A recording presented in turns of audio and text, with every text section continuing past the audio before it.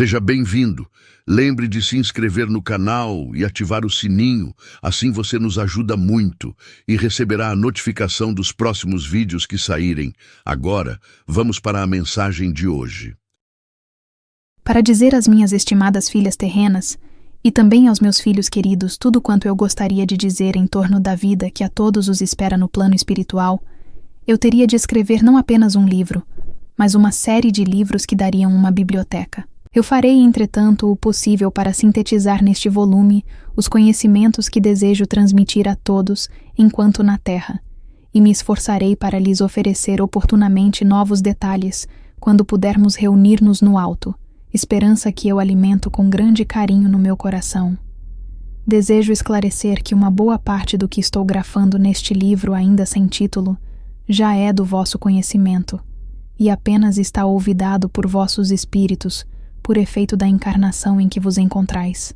E o meu empenho no sentido de os despertar através deste livro tem o objetivo de fazer com que possais, ou corrigir um rumo errado para alguns, ou induzir a outros em firmar desde agora o caminho que convém trilhar em direção à sua verdadeira paz e felicidade espiritual.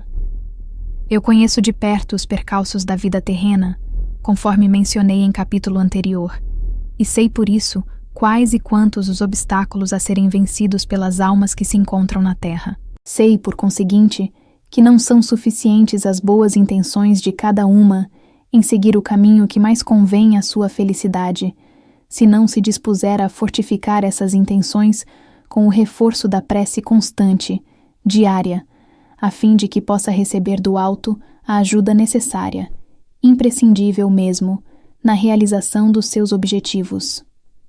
Asseguro, então, a todas as almas bem-intencionadas que essa ajuda é uma realidade, sendo mesmo a causa principal que conduz as almas ao êxito em suas vidas terrenas. O sentido exato da prece é luz, e essa luz produz nas almas o seu esclarecimento acerca das 1001 preocupações a que estão sujeitas as almas encarnadas, para que possam livrar-se de possíveis influências negativas que andam soltas no mundo, e enxergar o caminho reto que desejam e necessitam de seguir.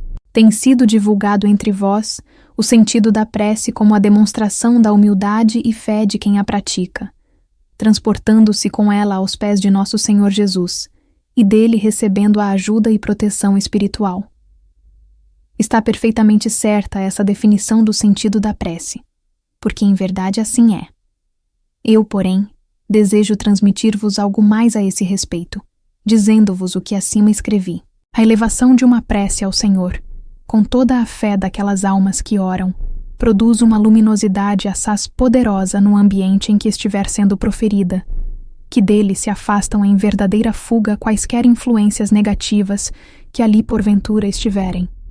Com a ausência dessa espécie de más influências, as almas que oram ficam envolvidas nos eflúvios da própria prece e, portanto, em condições de raciocinar com calma e acertadamente sobre as numerosas particularidades da sua vida terrena. Um lar no qual todas as almas encarnadas se habituem à prática da prece diária será sempre um lar tranquilo e feliz, porque inteiramente protegido contra a ação deletéria das influências negativas. Poderá alguém desejar saber a razão de existirem influências negativas no plano terreno, ocupadas exclusivamente na faina tão ingrata de perturbar a tranquilidade e felicidade das almas que aqui se encontram encarnadas em busca de luz, paz e progresso moral? A razão desse fato vem de longe, de muito longe mesmo, e manda a verdade dizer-se que, apesar dos esforços empregados, ainda não pode ser esse mal debelado. A única maneira até hoje encontrada pelas forças superiores consiste na preparação das almas encarnadas através do esclarecimento, atraindo-as decisivamente para a luz espiritual. Este trabalho vem sendo realizado há milênios com excelentes resultados. É de justiça reconhecê-lo. Posso mesmo adiantar neste momento ser já bastante reduzido o número dos elementos negativos do mundo espiritual, ainda em contato com as almas no plano terreno, graças à ação desenvolvida pelas forças superiores.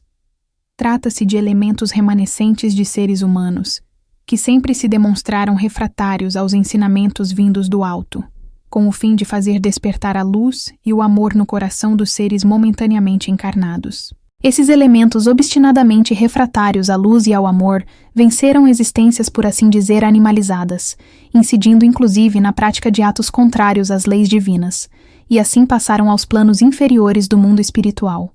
Como esses planos se encontram muito próximos ao plano terreno, os elementos perturbados neles viventes conseguem meios de descer ao plano físico em que vivem as almas encarnadas, e aqui se aproximam de almas afins com as suas, que conseguem identificar, e nelas se apoiam para permanecer.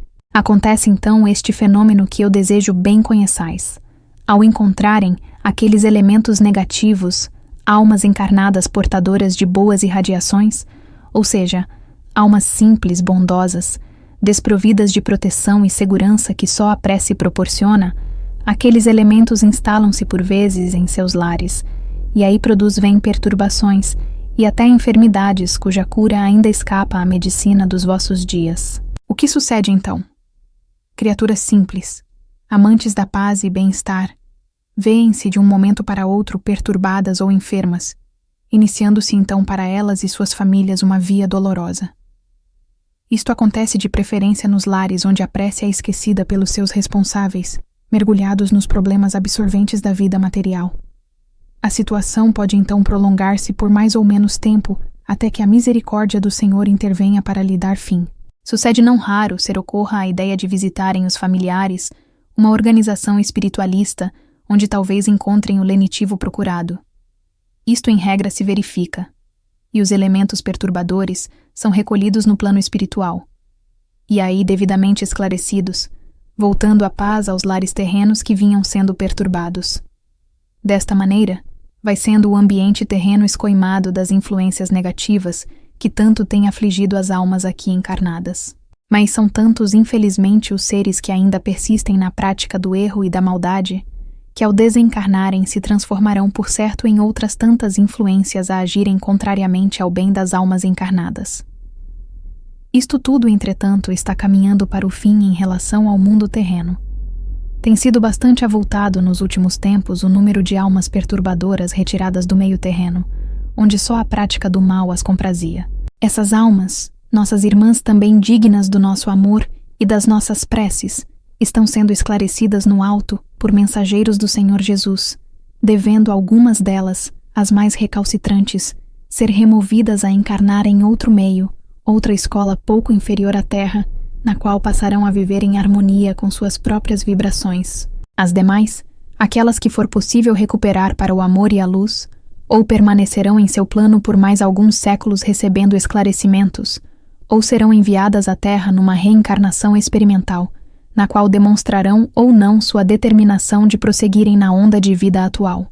Com o advento do próximo século e a vinda à Terra de uma categoria de almas bastante evoluídas, esperam as forças superiores poder formar um conjunto humano tão harmonioso e sólido que as influências negativas do mundo espiritual não lograrão sequer interferir nesse ambiente, onde o hábito da prece fervorosa diária constituirá a sua mais poderosa armadura de proteção.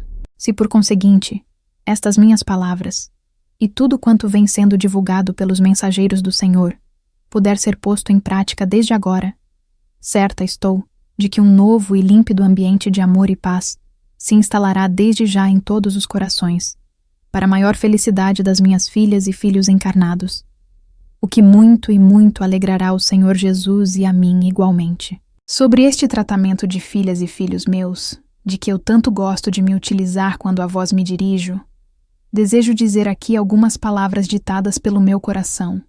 É natural, muito natural mesmo, eu o reconheço, a não aceitação de certas almas encarnadas, de sua filiação ao meu espírito, e tem nisso toda a razão. A verdade é que todas nós somos irmãs, tanto as almas encarnadas como as desencarnadas, porque filhas do mesmo e único Pai Celestial. Assim fomos criadas, e assim percorremos a escala imensa que nos foi dado percorrer desde a nossa origem, uma simples ideia, até ao grau evolutivo em que nos encontramos. Isto é a verdade verdadeira, insofismável e incontestável.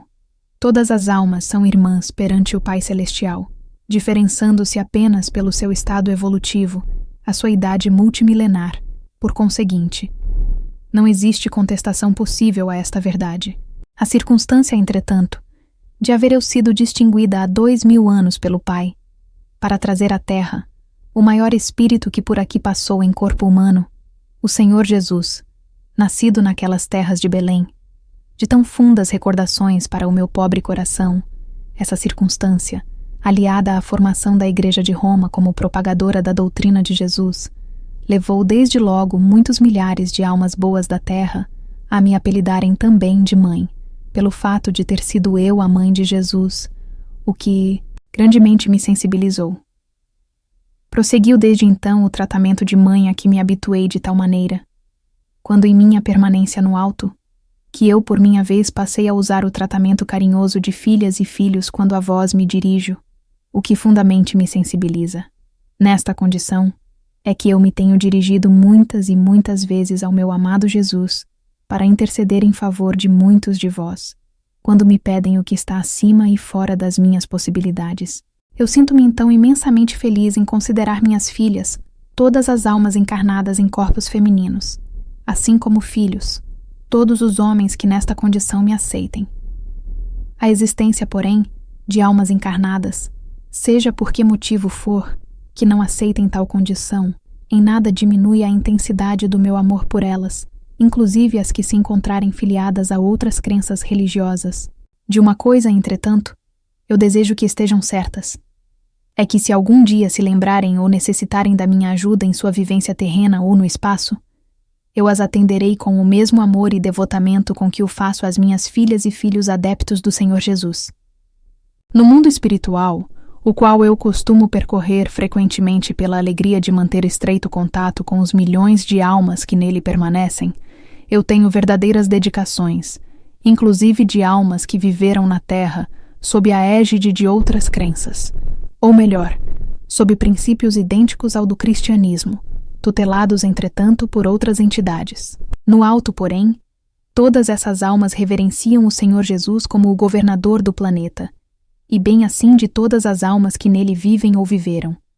É graças a este belo princípio que eu participo da alegria imensa de contar em meu coração com o tratamento filial que tanto me desvanece. Sou para uns, os filiados ao cristianismo, Nossa Senhora, Maria Santíssima, Mãe Santíssima, ou simplesmente Mãe de Jesus, recebendo qualquer destas formas de tratamento com o sentimento puro dos corações que assim me tratam, e que eu tanto aprecio.